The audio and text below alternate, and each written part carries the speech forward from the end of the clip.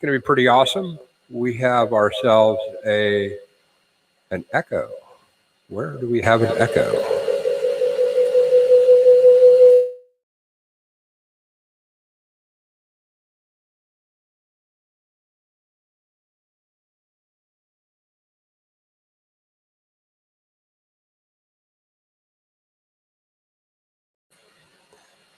So as you can see, we've got a pretty awesome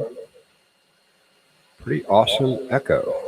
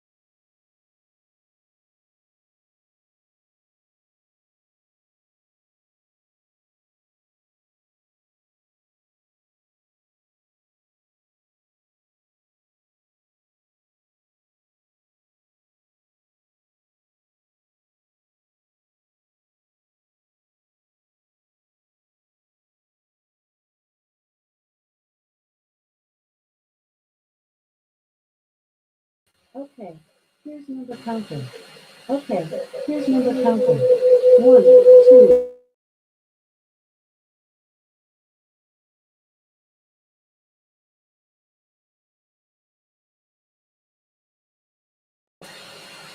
All right, so we're going to go ahead and... Where on earth is this echo coming from? Hold on just a moment.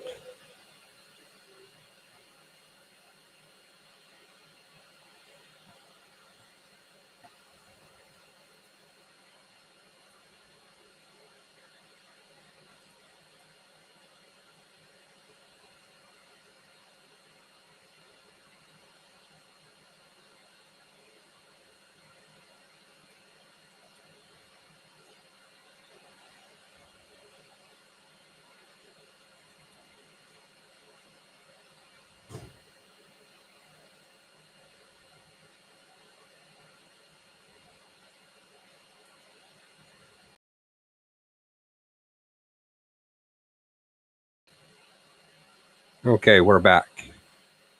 And no echo. Wait, hold on. Yeah, no echo. Awesome. Cool. All right. It's interesting. Okay. Anyway, so tonight we're going to talk about MQTT and its awesome applications. But first, wanted to share a little bit about the people we are and what we do. We are Charlotte IoT, and we are a bunch of awesomeness. We are a group of people who like to tinker, make, create, and educate everyone else. We do a number of things for the community and really do enjoy giving back. These broadcasts are part of that.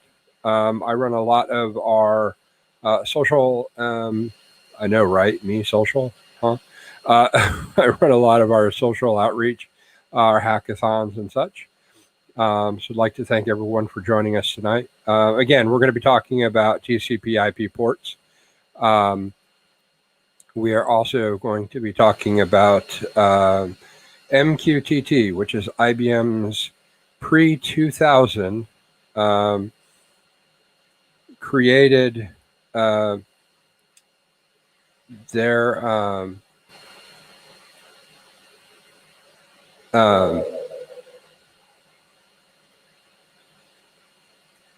pre-2000 very simple messaging queuing system that was actually designed to work with satellites to monitor oil lines, which is odd enough to be, just right up IBM's alley back then. So it's gone through a couple of transformations. It is not the MQTT that it was back then, but it's pretty much the same. the basic idea is it's a small message wrapped in a small wrapper that can get somewhere very quickly. And by doing so, it alleviates a lot of pain, both on the networking side, but also when we talk about microcontrollers that have 2, 4, 8K worth of ROM and about 256 bytes of RAM. Sometimes they have no bytes of RAM and just registers. We can quickly identify how having something that transports so quickly and cleanly and can be looked at and composed and delivered and analyzed so well is awesome. A couple of notables out there. Facebook uses MQTT for communication. A lot of the IoT hubs, including AWS and Azure's IoT hubs, both support MQTT out of the box. They also have a stateful version of MQTT, which allows us to actually have a device connect. Once the device connects, it goes ahead and can, once the device connects, it can go ahead and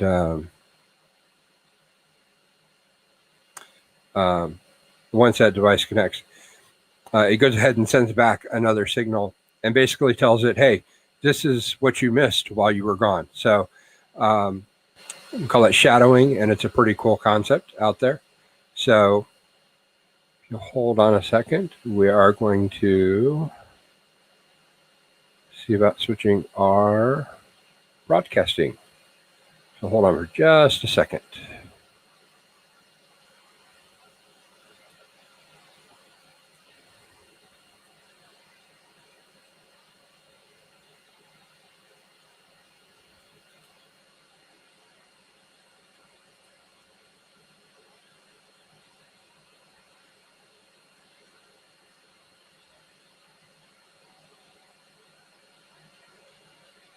Okay.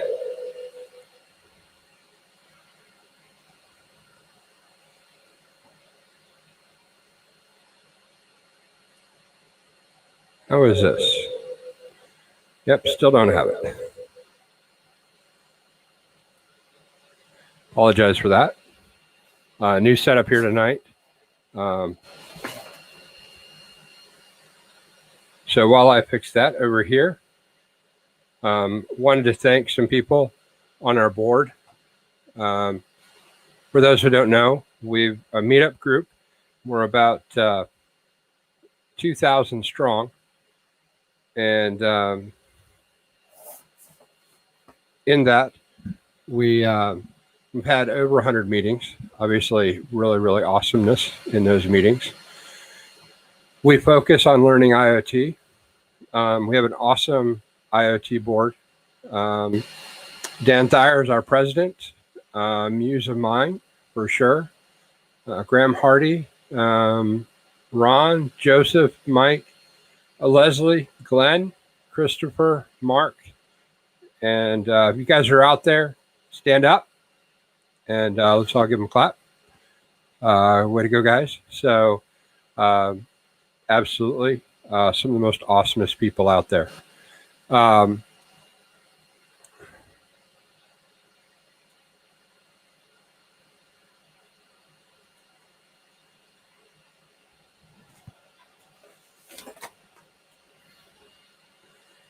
We are going to try one more time to get the second studio up and running.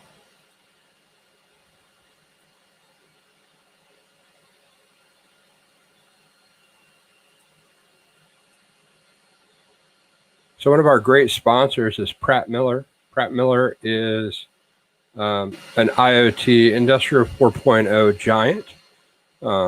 They do a lot of things that a lot of things you wouldn't even imagine or couldn't even imagine, from racing, motorsports, defense, mobility, innovation, and recently worked on an IoT project that basically remotely monitored and controlled the air humidity.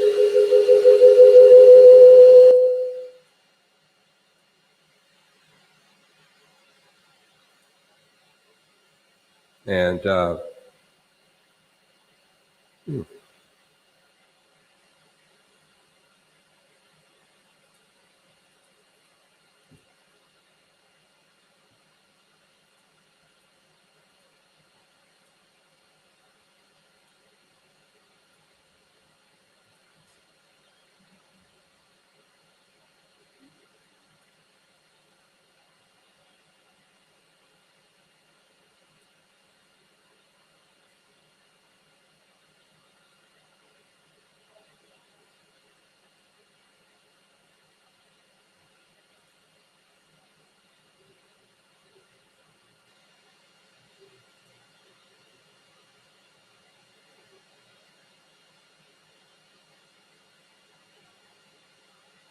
Apologize for a few seconds, guys.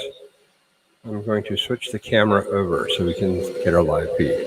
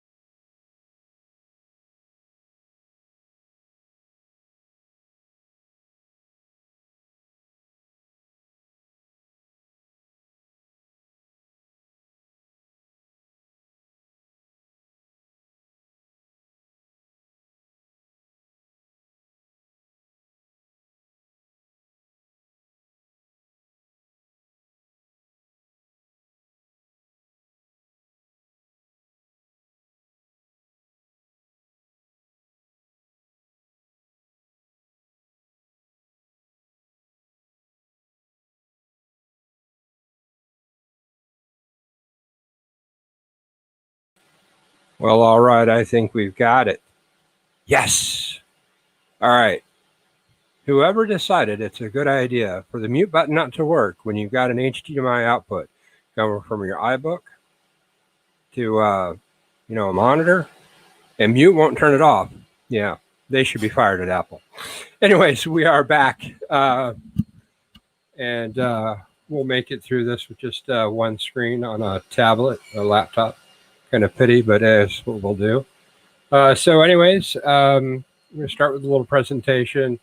Quickly going to go over what ports are. And I don't really think that we need to talk about this as far as, I don't think we need a slide. I don't think we need anything like that. Basically, when we talk about ports, we talk about the ability for us to have communication over TCP/IP with a server. And the reason we talk about ports is because they're so important, right? Not only do we have an address, inside of that address, we have like a keyhole, right? So we got to figure out what keyhole to use when we're talking to something or somebody. Different protocols operate over different ports. That is not, by the way, set in stone. You can actually operate any protocol on any port you want. And as long as the system is set to receive, it does work. And we talk about port scanning all the time. It's something where I go through and I scan every port on a computer to see what exactly what protocols may be responding on certain ports. And you start getting into a lot of security protocols and a lot of protocols where you can set a server up to connect on every port. You can set up protocols so that they can't connect to every port. You can set up different security measures. Obviously we have firewalls. We even have advanced firewalls. We're actually looking at the information that's being sent to the port to make sure it's in fact what that port is designed for, right? So those are really awesome application-based firewalls that do a great job of taking the information we're sending and making sure that it's correct as we go through. But for the basics of ports operate in the number 0 to 65535. Easy way to remember that. That's 2 to the 16th. It is 2 to the 16th for a very specific reason. We like 2 to the 16th in the computer world. Do I think there should be more ports? Yeah, probably.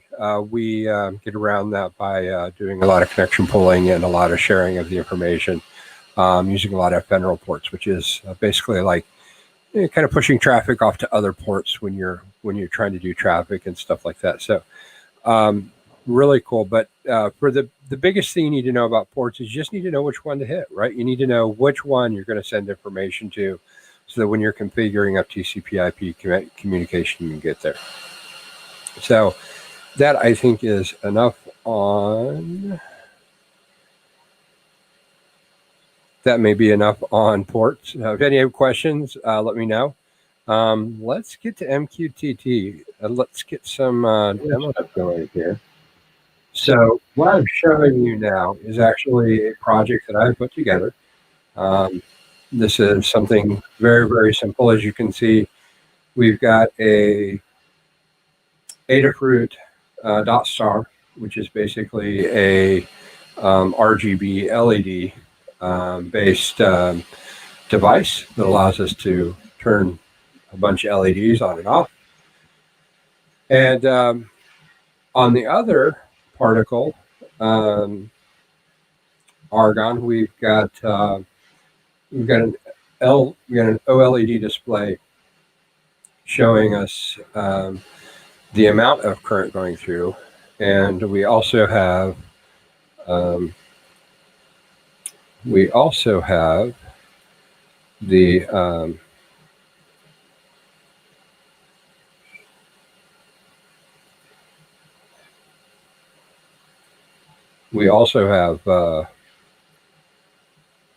let's see if this works.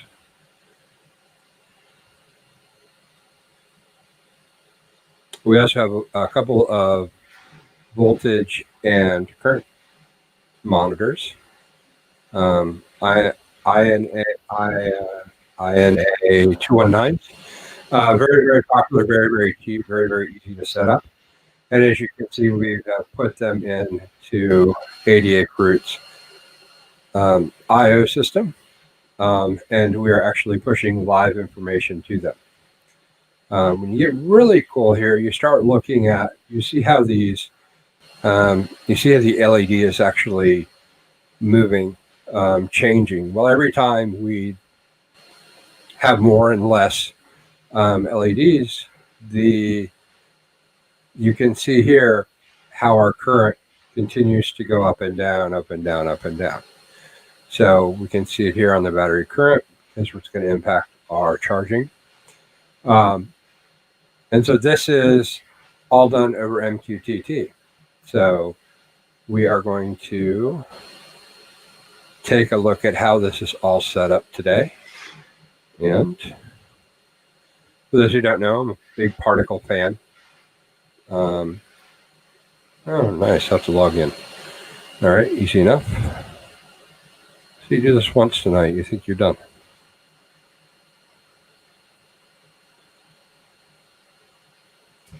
No one steal my code. It's only good for about another 5 seconds. So if we look here, we can see our, this is obviously the dot star wing, right? And then Here's our current sensor code. So we'll walk through this because it's really, really simple. And yes, this is actually live information. And yes, I will change my password after this demo. But basically what we're doing is MQTT is very simple. We're sending very small bits of information to and from different buckets. It's called pub sub. I publish to a specific location, like a mailbox, and I subscribe to a specific location or a mailbox. Using this, I can set the protocol up so that if I get mail, it automatically calls something for me. It's called asynchronous, or I can do it synchronously where I go out there and I check the mail every day, right? And then when I'm sending, I'm actually putting something in that box. And all of this is going to an MQTT server. You've got to have an MQTT server. That's what makes all of this wonder happen, right? We are using Adafruit's IO MQTT server. The cool thing about it is obviously it's got all the cool graphs and all the cool little toys and features. And that makes it way, way cool. Our OLED has really grown on farms without pesticide. I'm sorry, these are not organic LEDs. I don't know. That's a good question. They were not marked pesticide free, so I don't know. So as you can see in here, we've got some very basic settings, right? So we've got a username, password, we've got a host. Remember, I was talking about ports. We've got a port in here as well. Okay. Now, the next thing you're going to see is the connect timeout. And then you're going to see how often we actually send. So these are all of our different buckets. These are the ones that we're sending to. And you can see in Adafruit, we have those same buckets. You're back here. Wait a minute. There's nowhere I wanted to go. Who cares about the billing?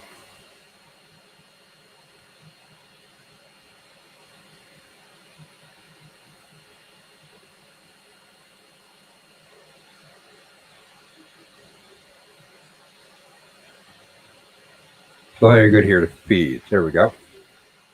You can see, I can see all my feeds right here. I've got battery current, battery voltage, USB current, USB voltage.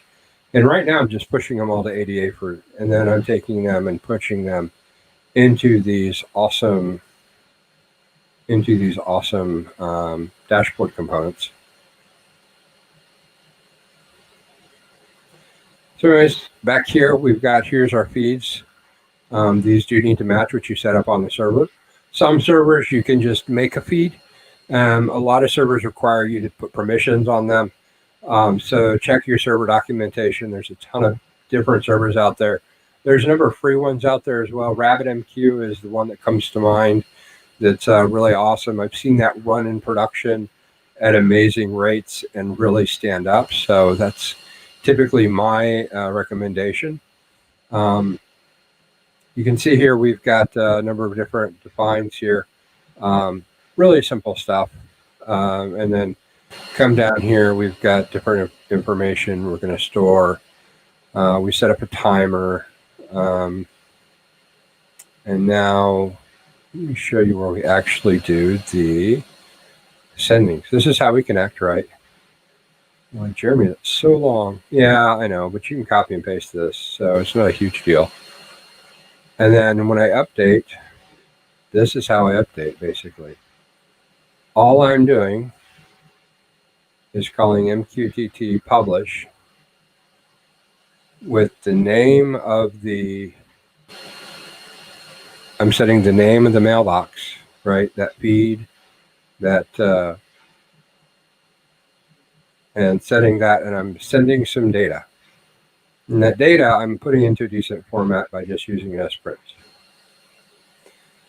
So, and then as you can see, all we're doing is continuing to do this, and we do this every so often. If you look down here, we've also got the update of the display information, and we have reading of the voltage and current information going through the INA 219 boards. And there's two of them on here, right? So if you'll notice on the board itself, let's take a look at the board. On the board itself, you notice there's a display. Underneath this display and underneath this argon, there is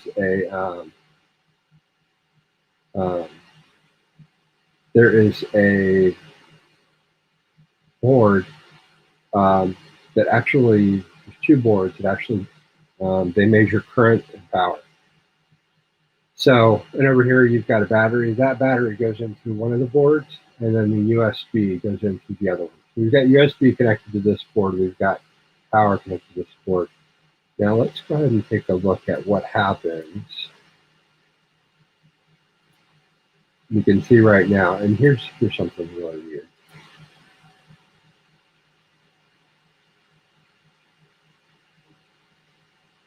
If you look at the current in the battery, it's a negative value. Why? Because we're now charging the battery.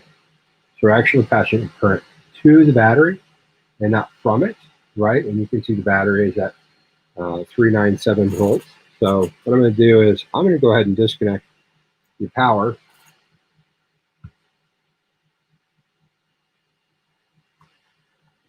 And we should see here in just a few moments. You see our sign is still running. You'll notice we're running on that battery. And you notice how everything has changed, right? So obviously we have apparently we have stray USB voltage. Wonderful. And just a little bit of negative current. But we do have battery current and battery voltage there. And that's live. That's as it's coming out of the battery and powering this LED display. And you can see it's not updating very quickly. And this is one thing to know about services like IO, 88 Fruit, a lot of the other free services. Heck, I even have the paid subscription to help support 88 Fruit. They have something called rate limiting, which is something that, depending on who you are and what you're doing, it's okay sometimes, and sometimes it's not. Here, I'd like to see my rate or how fast these gauges update. Would love to see. I would love to see them really update a lot faster. Unfortunately, you can only send one update per second. So we're kind of limited. We're sending 4 different items. So obviously that means I can only update this screen every 4 to 5 seconds. And if I try to do it any faster, 88 Fruit's going to go, no, excuse me, no, you can't send it any faster than that. They will rate limit and they will start dropping information. They eventually bar you if you continue doing it too long. But for the cost and for what it is, it's really, really cool. And it can really open up some possibilities. The advantage to having this set up is that I can have this up on my screen while I've got something working. But the other big advantage you can see is down here. I've got this beautiful history of what exactly has been going on with my current and with my battery, right? So if I've got something that's waking up and I've got something that's doing a job and then going to sleep, this is going to tell me how my battery is performing, how my battery voltage is performing over time. And that's going to tell me how much my battery is actually charged, right? So this was designed by me so that I could look at a battery-powered project and be able to see how much current was being pulled out of the battery while there was no power connected, so that we could figure out how long we could run something and at what interval we could do the update. So Back to the MQTT stuff. Rate limiting can go away if you're running your own server. Not too bad. You could run it on a tiny instance up in um, AWS, or you could even run it on a Raspberry Pi, and you could update it really, really often. That wouldn't be an issue. And as far as pushing data, um, you can push it almost anywhere from there. So, speaking of pushing data, so where does this go after we? Where does this go after we send everything to the server? Well, kind of depends on what you want it to do. A lot of the new cloud systems, AWS's IoT Hub and Azure's IoT Hub, um, both have amazing abilities to take that information that you send over MQTT, and you can subscribe things like a Lambda or an application, subscribe an SQS or SNS message, so you can send it to a messaging queue. You can send it to an HTTP endpoint, which is like the web server. So you can take that information you get and you can push it around on the internet to wherever you need it to go. One of the famous things to do if you're just going to want to store the information and look at it is to put it in something called Influx. Influx is a time series database. All it does is stores how much and when it happened, and some different metadata about what it was. Like I would say USB, voltage, and I would give it a timestamp, and I would tell it what that voltage was. And that's all I have to send it.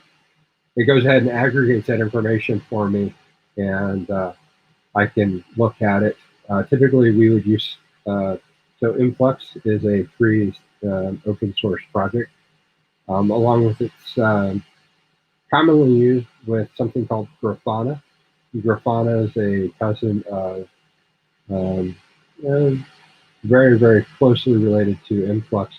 They're often used together, sometimes distributed together, but Influx is going to be your data layer where you're going to keep everything, and Grafana is going to be where you actually take a look at everything and display. So, yeah, so this is MQTT. The thing to remember about it is it's very, very small, very, very lightweight, very, very quick to send. Uh, you can send it anywhere. You can send and receive. I can listen to different mailboxes. I can send to different mailboxes. On the back end, on the server, same thing. I can push that data anywhere I need it to go, anywhere where I want it to go. And that allows me to interface with the outside world through something as simple as a microcontroller, which has very, very limited resources, even over things like cellular connections, which you end up paying for however many bytes you're sending. So definitely can help save on that end too. So as far as where you're going to send it, pretty simple stuff. You can send it to a number of different applications and places and things. You're going to store the data. InfluxDB is a very popular way to store that data. And obviously, Grafana is a very obvious solution for displaying influx data. So you can put those two things together. You can actually run both on the Raspberry Pi, and you could make yourself a display just like this, and you could do it all inside. So, I will post the code a little bit later on. Curious what everyone thinks out there. How everyone is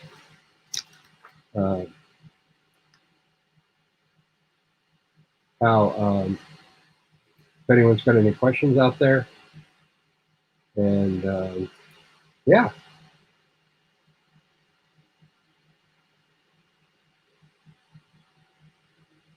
Gerard lost me. No, I lost him. Sorry about the audio problem, guys. Definitely not something I inspired to do.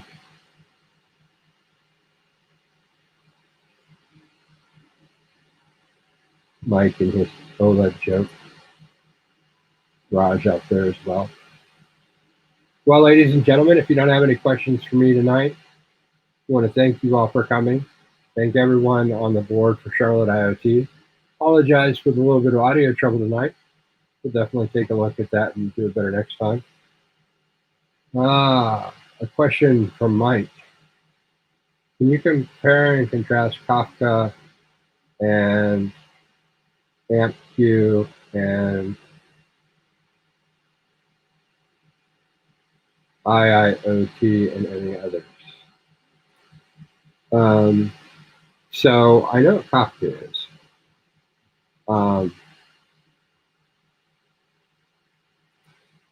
So Kafka is, for lack of better terms, a message processing system.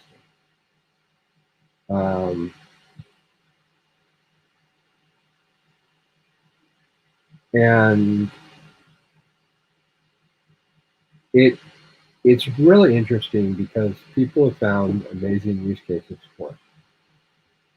But its biggest use case is you put information in, you have the ability to aggregate it, meaning count it, look at it, add it, subtract it, put it together, accumulate it. You can do all of that with it and then spit it out. You can bring it in and you can push it out. Well, it gets a lot more complex than that. I've seen Kafka infrastructure where they've got Kafka servers all over the world that are all talking to each other, pushing information from one region to another, pulling information from one region to another.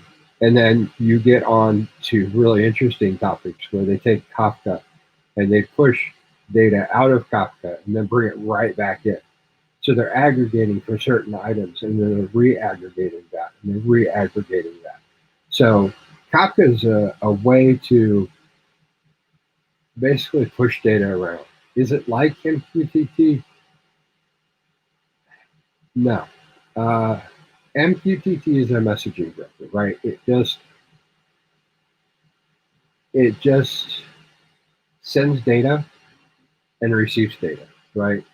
When you're talking about Azure IoT Hub and AWS IoT Hub, they have the option, they have a little bit more options in that they have shadows, which are the ability to hold state when something is offline. When it connects, it sends it. It says, so if my internet goes out and I have Alexa turn on a light, when the internet comes back on, that light comes on because it knows, hey, I'm checking to see what happened while the power was out, while I was disconnected, while I wasn't online. And as you can imagine, that's really powerful when you start talking about things that are battery operated, because now I can take something and I can power it down for 5 minutes, bring it back up, check to see what's changed, and then I can apply those changes locally, take those actions, and move on. So, but Kafka is really designed for processing. Mark's cooking some PCBs. Good for you, man. Good for you. What you cooking there, man? You got what are you making? I'm curious. Anyway, so when you start talking about things like Kafka and these different messaging systems, they're really designed more for processing the data than they are just to get data from one place to another. Kafka's really designed to take data coming in, aggregate it, mix it with other data, push it back out to the world in different formats. And MQTT just doesn't do that.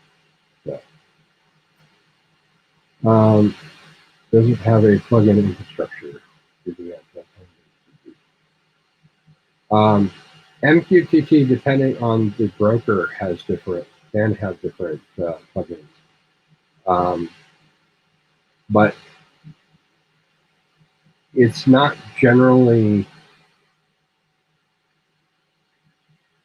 something we do a lot of if we're just transmitting information.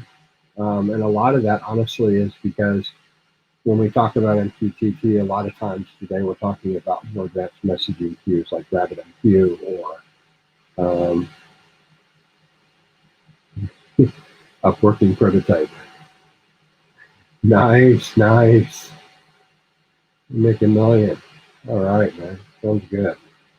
Well, let me take you out for a beer when you make your first million. Gonna see that. I'll pay too. I'm good like that. So when you start talking about other types of communication, you really do get deeper into um, what you're doing with the data, not just that you're getting it there. But like I said, AWS IoT Hub and Azure's IoT Hub both have a number of different things added onto them. You also have RabbitMQ, which is able to do a number of different things with the topics. VernMQ, which can do a number of things with the information coming out of it. So it's not always just sending a message to a mailbox and back, especially these days with more bits systems uh, coming from a lot of our different cloud providers. So, did I answer your question? Then? Yes. How long has it been around? You missed the beginning. Um, so MQTT has been around since 1999, created in part by IBM to do satellite communication to monitor pipelines. So there you go. All right, guys, questions. Anybody got questions? How has everybody been doing? Been making it? Wearing your masks? Leaving the house at least once a week?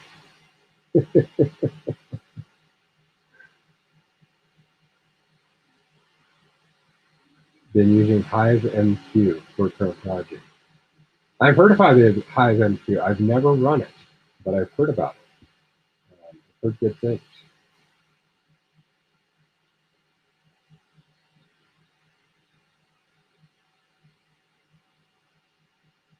Raj, where are you at in Eastern North Carolina? I apologize for the pause, guys. There's a delay from my studio to YouTube Live, and so it takes a little while for the sound to make it to you guys, and then for me to read the message. Well, thank you, Mark. I appreciate that.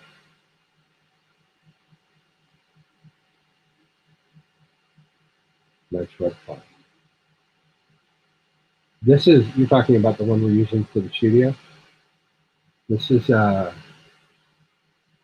is StreamYard. This is actually what ADA Proof uses for their for a lot of their stuff. Um, it's simple. It's so simple. I love it.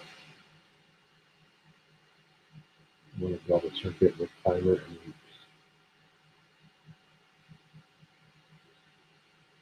I'm going to build a circuit with timers and loops. I understand what timers are. What are you trying to loop? You want to?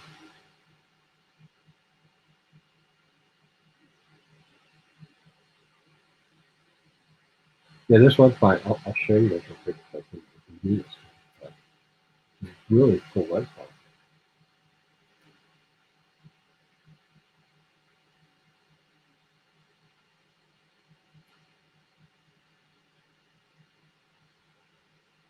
So I can actually go stop my sharing.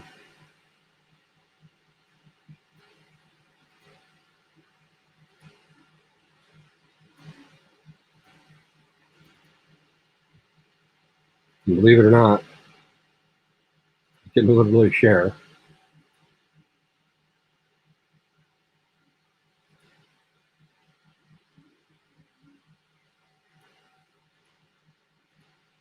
I can share an application, a StreamYard on my Mac. I can share a window, just a simple window. I can share a screen. I can share multiple screens. And as you can see, we'll actually manipulate this here. So if we want to just put me live demo. So that's putting the live demo up, right? That's what That's what this button here does, the live demo up. This is what I just clicked to get to this mode. There's a screen share mode, right? So you can do it this way. I can have 3 people on here if I want. I can put 3 people on the screen, a person or a video. And then this is actually videos coming from, this is on my Mac. This is screen share on my Mac. And this is my PC. This is where I am. So you can see me down here. And if I want to switch, all I have to do is remove the live demo and add me, or I can add both. So that's StreamYard. That's what we use. So anyways, I'm going to stop the screen share.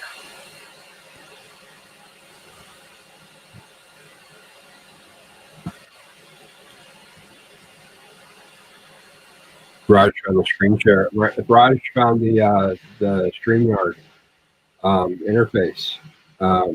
Yes, we can invite people to come on with us, just like ADA Fruit does, and we can actually bring them up and add Raj to the screen, get video. See? There he is. Hey, Raj. Cool. So, and then you get into really cool stuff where you're actually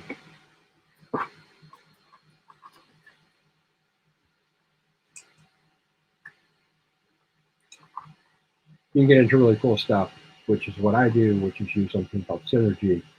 And I actually control on my mouse. Once it hits the left-hand side of the screen, it actually goes over to my Mac.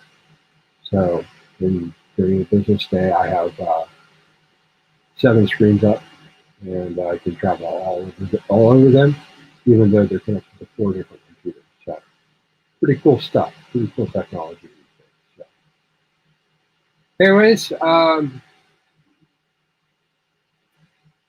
Anyways, if no one's got any more questions,